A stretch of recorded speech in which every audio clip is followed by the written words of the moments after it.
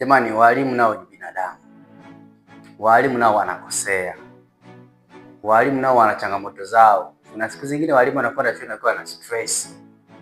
Sasa mimi nawaombe tu wazazi, niwaombe tu walimu wenzangu, niwaombe tu wanajamii wote tuwape ushirikiano wao.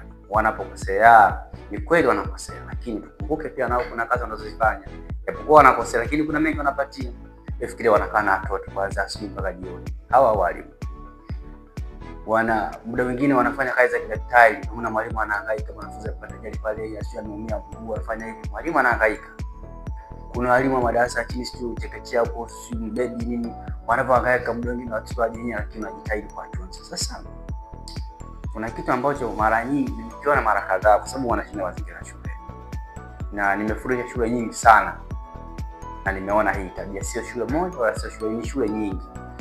Yaani kuna tabia ya wazazi au baadhi ya watu huwa wanatoa maneno makali zaidi kwa walimu, kiasi ambacho walimu wao wanapoteza morali ya kuwasaidia watoto. Eti mzazi anasema mzae mwanao ndo umpige, mzae mwanao ndo mgomee, mwanangu usifanyie ukali. Sasa jamani, jamani kweli mzee wa kwako ndo umpige, jamani kweli?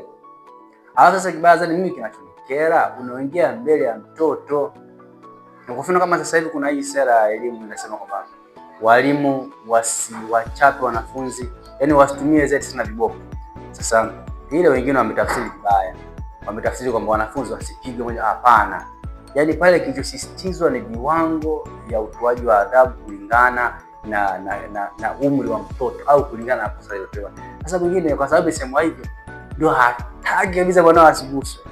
Hataki kabisa mwanao atumwe. Hataki mwanao, yani hii unasema malezi yale ya kiyai, malezi juu ya yai, ukijiji limevunjika, ndio mwana ataka lelewe. Sasa jamani, tutafika kweli? Hatutafika.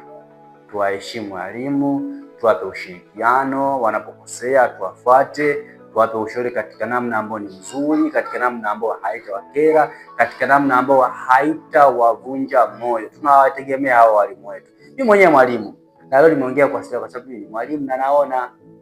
Kwa hiyo ninachoomba kwa wazazi, kwa wadau wote wa elimu, kwanza kabisa tukumbuke mchango wa hawa walimu wetu, kazi wanaoifanya, kabla hatujakandamiza kiwango ambacho wao kitawakosesha ile morali ya kufanya kazi kwa bidii. Tukumbuke kwanza mazuri, kisha tutafutie njia mbadala ya kuweza kuwarekebisha. Kuna walimu wengine wazuri sana, ni wazuri sana, lakini tunapoteza kutokana na kauli zetu ambazo sisi huwa tunazitumia. Kwa hiyo leo nasisitiza tutumie kauli nzuri kwa walimu wetu.